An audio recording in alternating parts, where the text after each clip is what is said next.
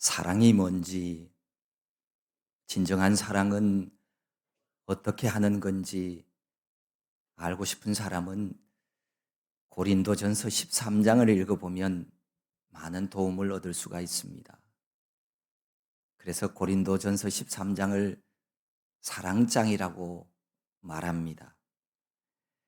고린도전서 13장을 사랑장이라고 부르듯이 이사야 55장을 초대의 장이라고 이렇게 부릅니다. 하나님께서 사람들을 구원의 자리로 초청하는 내용을 담고 있기 때문입니다.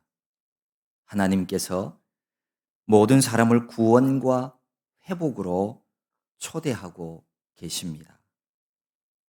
예언서의 첫 책인 이사야가 가지고 있는 아주 흥미로운 점 중에 하나가 있습니다. 우리가 아는 것처럼 이 성경은 66권으로 되어 있죠. 구약은 39권, 신약은 27권. 그런데 이사야서도 그렇습니다. 1장부터 39장까지는 구약적인 내용을 담고 있고요. 40장부터 66장까지 27장은 신약적인 내용을 담고 있습니다.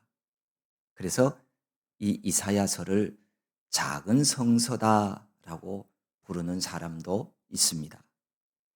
오늘 말씀은 40장부터 뒷부분에 있는 신약 부분의 위로와 회복의 말씀의 핵심 메시지를 살펴보고자 합니다. 하나님 초청에 응답하는 자마다 온전히 회복될 것에 대한 말씀입니다. 55장 이 앞부분은 하나님께서 값없이 베푸시는 구원과 회복에 참여하라고 초청하는 그런 말씀입니다. 여러 번에 걸쳐서 오라고, 나오라고 이런 오라는 동사를 사용함으로써 많은 이들에게 꼭 반드시 참여할 것을 강조하고 있습니다. 너희 모든 목마른 자들아 물로 나오라. 유대인이든 이방인이든 빈부귀천을 막론하고 누구든지 모든 사람들 향해서 하나님께 나오라고 초청을 하고 있습니다. 여기 목마르다고 하는 이 표현은 단순한 수분 부족의 갈증을 말하고 있는 것은 아닙니다. 사람이 무엇을 강하게 소원하는, 특별히 영적 구원을 사모하는 것을 가리킬 때 사용하는 표현입니다. 인생의 목마름을 느끼고 있다면 주저없이 하나님 앞에 나오십시오. 그분이 채워주십니다. 우리 구주 예수님께서 이렇게 말씀하셨죠. 누구든지 목마르거든 내게로 와서 마시라. 주님 말씀하신 목마름도 육체의 갈증이 아니라 영적 목마름 곧 영생에 대한 목마름입니다. 예수님께서 마태복음에서 8가지 복에 대한 말씀을 하셨죠. 그 8복에 대한 말씀을 하실 때도 역시 영적 목마름을 말씀을 하고 있습니다. 의에 줄이고 목마른 자는 복이 있나니 그들이 배부를 것임이요. 영적인 목마름을 깨닫는 자, 그 사람이 복 있는 자라는 말씀입니다. 하나님은 모든 목마른 자를 향해서 물로 나오라고 말씀합니다. 채워 주시겠다는 약속이지요. 이사야 예언서에 보면 하나님이 주시는 복인 이 영생을 암시할 때에 시내, 물줄기, 비 이런 물을 소재로 말씀을 하고 있습니다.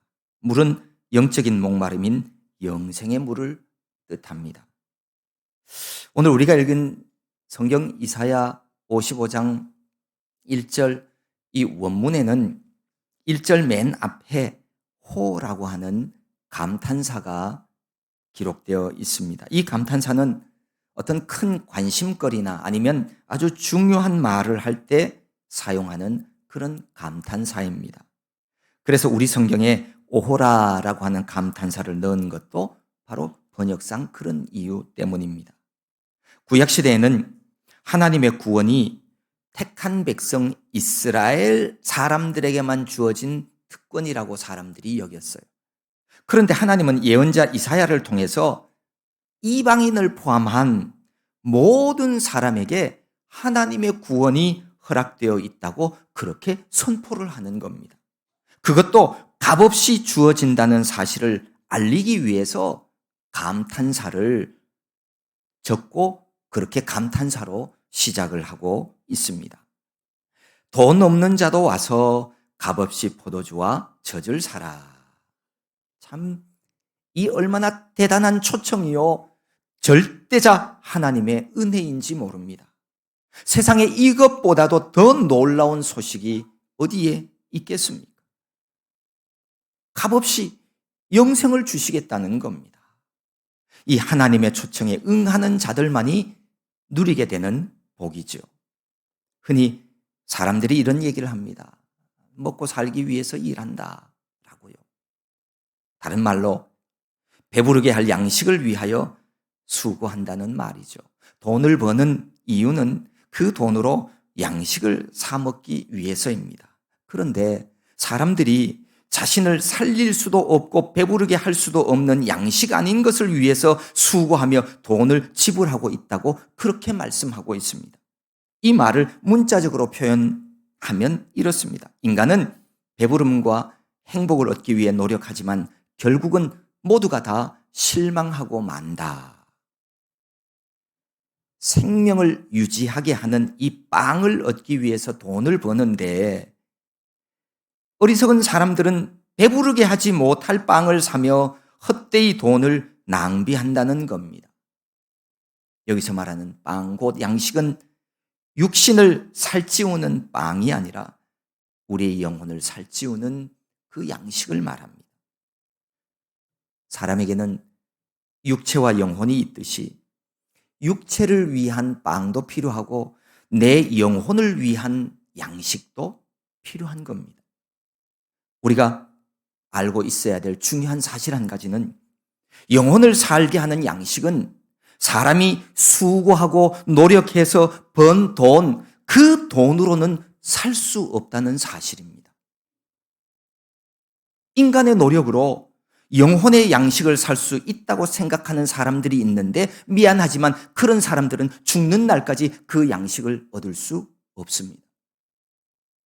그러면 어떻게 영생하는 양식을 구할 수 있을까요? 성경은 이렇게 말씀합니다. 내게 듣고 들을지어다.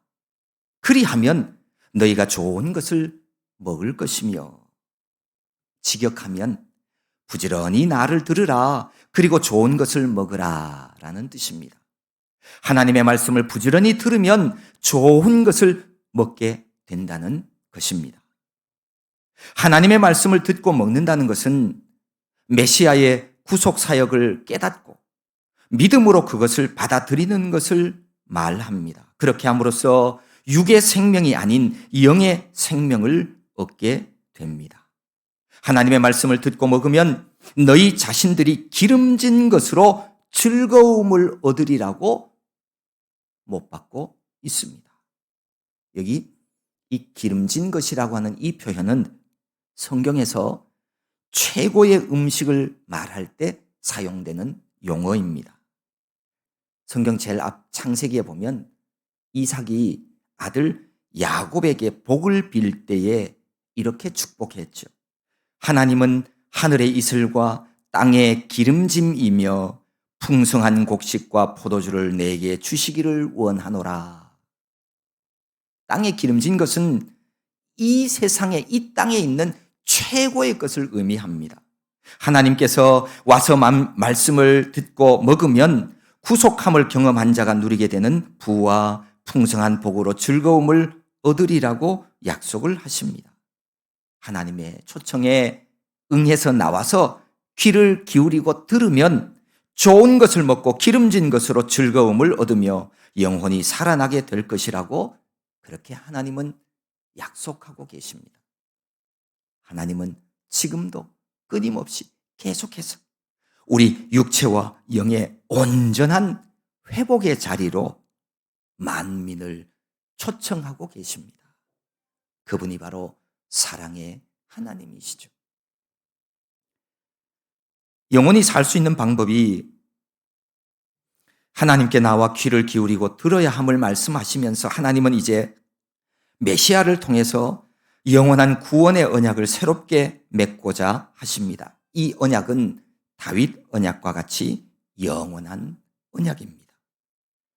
구약 성경에 나오는 다윗 언약은 다윗과 그 후손들이 하나님의 뜻을 준행할 때 그 나라가 영원할 것이라고 하는 하나님의 약속이었습니다.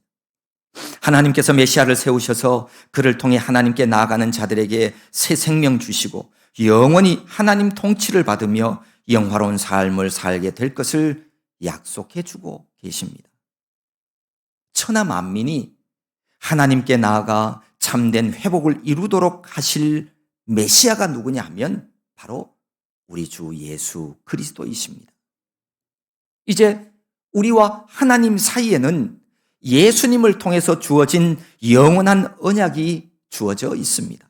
이 사실을 확실히 깨닫고 언약 안에서 살아가는 자가 하나님의 백성입니다. 오늘 우리가 읽은 4절에 보면 증인, 인도자, 명령자라고 하는 호칭들이 나옵니다. 이는 예수 그리스도께서 참된 구원과 회복을 위해 행하신 사역과 그 정체성을 알려주는 그런 호칭입니다. 하나님은 뭇 백성들을 하나님께로 인도하시려고 예수님을 참된 구원자로 세우셨습니다. 이 땅에 오신 예수님은 하나님의 구원 역사, 회복의 역사를 증거하는 증인으로 사셨습니다. 또한 하나님의 뜻이 이 땅에 이루어지도록 가르치고 전파하시는 명령자로 사셨습니다. 다윗 언약에서 얘기하는 이 다윗 또한 하나님의 뜻을 준행하기 위해서 힘썼고 하나님을 증거하는 증인으로 살았습니다. 또한 열방을 하나님께로 인도하는 인도자로, 그리고 이스라엘을 하나님의 뜻대로 다스리는 명령자로 역시 다윗도 살았습니다. 그러므로 우리도 다윗처럼 세상에서 하나님의 증인으로, 인도자로, 명령자로 살아야 합니다. 우리는 하나님의 은혜로 말미암아 값없이 구원과 회복을 누리게 되었습니다. 뿐만 아니라 만민을 회복의 자리로 초대하시는 하나님의 초대를 증거해야 할 사명을 가진 자가 되었습니다. 그리스도인은 우리 삶에 어떠한 고난과 어려움이 찾아온다 할지라도 하나님 안에서 하나님이 주신 이 참된 회복을 누리며 살아갈 줄 알아야 합니다. 그것은 우리 성도들에게 주어진 하나님의 특권이기 때문입니다. 구원자 예수 그리스도를 믿어서 하늘 백성이 되었다면 복음이 주는 평안 안에서 살게 되는 것이죠. 가끔 보면 하나님의 초청에 응해서 구원자 예수 그리스도를 믿는다 하면서도 여전히 하나님이 주시는 은혜의 삶을 누리지 못하며 사는 이들도 있습니다. 우리 주님께 맡겨야 합니다. 맡기지 못해서 그래요. 우리 주님께 온전히 맡기며 기도로 확신하는 삶을 살아야 이 모든 일들이 가능한 겁니다. 그리스도인이 되었다면 인생을 즐길 줄도 알아야 합니다. 하나님이 주신 이 땅 위에서의 삶이 얼마나 귀하고 값진 삶인지 모릅니다. 하나님은 우리가 기쁘고 즐거워하며 행복한 자 되도록 하기 위해서 우리에게 구원자 예수 그리스도를 보내어 주셨습니다. 메시아를 약속하신 하나님은 한치의 오차도 없이 우리를 하나님 시계에 맞게 구원해 주셨습니다. 구원은 죽은 다음에 찬란한 나라에 들어가서 우리 주님과 영생 복락을 누리는 그런 기쁨만을 말하는 것은 아닙니다. 구원은요, 우리가 이 세상에서도 복되고 귀한 삶을 사는 거예요. 구원은요, 이 땅에서도 행복한 행복한 삶을 살아내는 거예요. 천지 만물의 주인 되시는 하나님께 나와 구원받은 백성이 하나님을 알지 못하는 사람들보다도 행복하게 사는 것은 그거는 당연한 거예요. 여기 예수 그리스도를 믿고 구원받은 여러분, 남은 생에 기뻐하고 즐거워하고 행복하게 사십시오. 인생을 즐긴다고 하면 자연스럽게 술, 담배나 중독과 관련된 그런 쾌락의 목록들을 떠올리는 사람들이 있습니다. 아니에요. 솔직히 말해서 그런 것들은요, 인생을 즐기는 것이 아니라 인생을 망치는 지름길이에요. 생각해 보세요. 그게 진짜 인생을 즐기는 일인지 말입니다. 그거는요, 하나님이 주신 고귀한 생명을 멸망으로 인도하는 복배와 같은 것이에요. 인생의 즐거움은 내가 주님 앞에서 나를 알아가고 세상의 주인 되신 절대자와 교제하며 살아가는 겁니다. 휘황찬란한 조명 아래서 사람들로부터 박수받고 환호성 받고 그렇게 사는 일보다 눈을 감고 내 안을 조용히 살피면서 진리를 알아가는 즐거움이 그게 더 크고 진짜 행복이에요. 내가 가진 명품이나 소지물 그거 자랑하며 사는 사람들보다가요, 두 손 모아서 절대자 앞에서 눈물로 죄 용서함을 얻으며 사는 사람들이 훨씬 더 이 세상을 기쁘게 살아갈 수 있어요.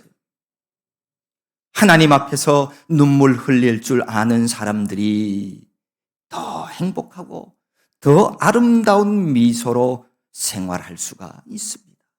이거는요, 절대자를 경험하지 못한 사람은 이해하지 못하는 일이에요.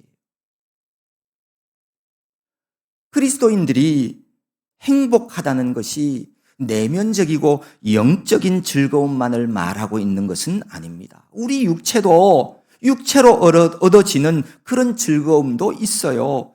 육체도 즐기고 쉬고 누릴 수 있어야 합니다. 물론 육체의 즐거움만을 찾는 삶을 살아가라는 뜻은 아닙니다. 그런 생활은 자칫 우리 인간을 멸망하게 하는 쾌락의 수렁에 빠지게 될 수도 있기 때문입니다. 육체의 욕망을 위해 살라는 것은 아니지만 육체를 가진 인간이 육체의 기쁨도 누리는 것이 이게 잘못된 것은 아닙니다. 하나님의 말씀 범주 안에서 말입니다. 우리가 아는 바대로 기독교 신앙은 금욕을 전제로 하고 있지 않습니다. 성도의 삶이 성전 예배, 기도, 말씀 공부가 다가 되어서는 안 됩니다.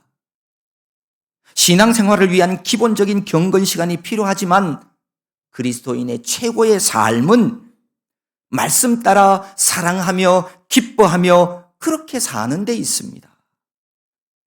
하나님께 예배하고 기도하고 말씀 보는 이유가 뭐예요? 하나님이 주신 우리의 일상을 하나님이 주신 복된 삶을 살아가기 위해서 하는 거예요. 하나님 말씀대로 순종하며 살아보십시오. 누구든지 하나님이 주신 복과 은혜 가운데 살아갈 수 있습니다. 하나님을 사랑하고 이웃을 사랑하며 살아가는 우리 일상이 하나님 보시기에도 소중하고 중요한 겁니다. 말씀과 기도 생활 외에 사람들과 함께하는 일이 없다면 그거는 건강한 신앙생활이라고 말할 수 없습니다. 건전한 취미생활이나 운동 이런 일들을 통해서라도 사람과 서로 소통하고 관계 맺는 삶이 하나님께도 영광이 되고 하나님도 기뻐하시고 내 육체와 영을 위해서도 필요합니다. 그래야만 내 육체와 영혼이 균형 있게 복을 누리는 삶을 살아갈 수가 있습니다. 이렇게 우리가 먼저 하나님 안에서 회복된 풍성한 삶을 누리며 살면서 이 땅 전체에도 하나님의 회복이 이루어지도록 우리가 힘쓰며 기도해야 할 것입니다. 회복의 자료로 이끄시는 하나님의 초대를 이웃에게 증거하고 이 땅에서 하나님의 뜻이 이루어지는 사명을 감당하며 살아야 합니다. 우리도 우리 대장 예수님처럼 하나님의 증인이요, 인도자요, 명령자로 살아야 하겠습니다. 오늘 마지막 5절에서는 메시아에 의해 통치될 영적 이스라엘이 세계적 차원의 큰 나라가 될 것을 말씀을 하고 있습니다. 이 5절을 제가 쉬운 성경 번역으로 다시 한번 읽어보겠습니다. 많은 나라들이 너희에게 복종하기 위해 달려올 것이다. 이것은 여호와 너희 하나님 때문이다. 이스라엘의 거룩하신 분께서 너희를 높이셨다. 이스라엘의 역사 속에서 가장 크고 부강한 때가 언제였느냐 하면 다윗 왕 때였어요. 이 다윗 왕국조차 비교가 안 될 정도로 번성하게 될 것이라고 하는 그런 말씀입니다. 하나님의 나라는 결코 쇠하지 않습니다. 하나님의 나라는 흥하는 나라입니다. 하나님의 나라 백성 되어 보십시오. 하나님이 주신 복과 은혜 가운데 살아가 보십시오. 세상이 줄 수 없는 하나님이 주시는 평강으로 이 땅의 삶을 살아낼 수 있습니다. 어느 생선 장사가 청어를 한 짐 뒤에 치고서 길거리를 가면서 외쳤습니다. 청어 사세요, 청어 사세요. 지나가던 어느 선교사님이 그 생선 장수와 딱 마주쳤어요. 그래서 그 선교사님이 이 생선 장수에게 물었어요. 그거 한 마리에 얼마입니까? 예, 한 마리에 한 양입니다. 그러면 그거 전부 몇 마리입니까? 전부 27마리입니다. 이 선교사님이 돈을 꺼내어서 27마리의 생선값 27양을 생선 장수에게 다 지불했어요. 그리고 나서는 이렇게 말합니다. 나도 청어 맛을 봐야겠으니까 2마리만 나에게 주시오. 그리고 나머지는 다시 등에 지고 가면서 필요한 사람, 가난한 사람에게 돈 받지 말고 파십시오. 생선 장수는 신이 났습니다. 평생 이렇게 운이 좋은 날이 없었습니다. 그래서 싱글벙글하면서 웃으며 나아가면서 외쳤습니다. 싱싱한 청어를 돈 받지 않고 드립니다. 생선 장수가 외치는 소리를 듣고 나온 사람은 정말 값없이 싱싱한 생선을 먹을 수가 있었습니다. 하지만 돈 받지 않고 싱싱한 생선을 주는 사람이 어디 있어? 그러면서 믿지 못해서 안 나온 사람은 먹을 수가 없었겠죠. 하나님도 모든 사람에게 아무런 대가 없이 그저 부르심에 응하기만 하면 구원과 신령한 은사를 거저 주시겠다고 말씀하십니다. 사람들 중에는 생선 장수의 외침을 믿지 못하거나 자의적으로 해석함으로 생선을 값없이 얻을 수 있는 기회를 놓친 이들이 많았어요. 마찬가지로 영원한 생명을 주시겠다고 부르시는 하나님 초청에도 믿지 못하거나 여러 이런저런 이유를 대면서 나오지 못하는 일들이 있으니 하나님이 얼마나 안타까워 하시겠습니까? 사람은 혼자 살아갈 수 없는 존재입니다. 사람에게는 누군가가 필요합니다. 이런 말이 있죠. 가장 불쌍한 사람은 만족을 모르는 사람, 가장 추접한 사람은 양심을 팔아먹는 사람, 가장 나약한 사람은 약자 위에 군림하는 사람, 가장 경계해야 할 사람은 두 마음을 품고 사는 사람, 가장 나쁜 사람은 칭찬만 하는 사람, 가장 어리석은 정치가는 물러날 때를 모르는 사람. 우리는 이런 종류의 사람이 되어서는 안 되겠습니다.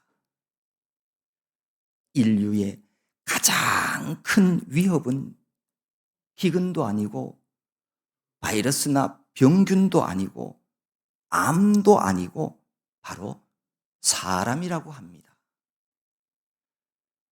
자신을 기준 삼고 자기 뜻을 이루기 위해서 살아가는 사람들, 기근이나 암이나 병균보다 위험한 존재가 될 수 있는 사람들입니다.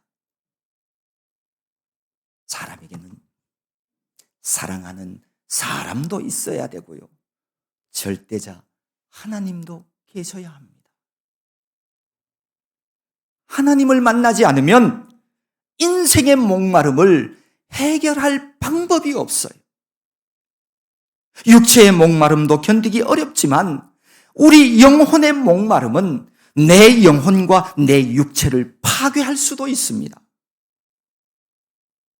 예수님은 인생의 목마름으로 호통하고 있는 사마리아 여인을 향하여서 요한복음 4장에서 이렇게 말씀하셨죠.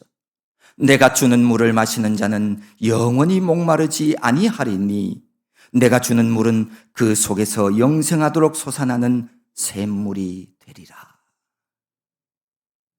인생의 길이요 진리요 생명이 되시는 예수님께 나오십시오. 주님께서 값없이 주시는 생명수를 마시십시오. 주님이 주시는 물을 마시는 자는 영원히 목마르지 않습니다. 우리 모두는 다 이 땅에 보냄받은 사람들입니다. 이 땅에 보냄받은 한 사람으로서 우리가 아무리 먹고 살기 바쁘다 하더라도 우리를 초청하시는 하나님의 음성을 외면하지는 마십시오. 육체를 가지고 아무리 발버둥 치면서 바쁘게 살아도 그 양식 먹고는 누구도 영원히 살지 못합니다.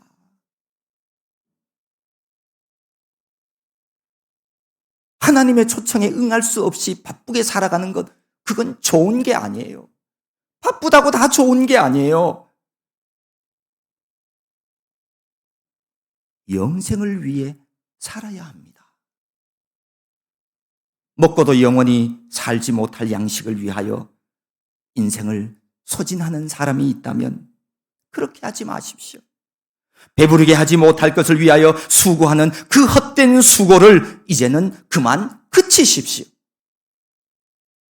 영생하도록 솟아나는 샘물, 주님이 주시는 그 생수를 마셔야 합니다. 우리를 사랑하셔서 날마다 초청해 주시는 그 부르심에 응답하며 영원한 생명으로 인도하시는 우리 주님 은혜 안에서 날마다 복된 삶을 살아가는 저와 여러분 모두가 될 수 있기를 소망합니다.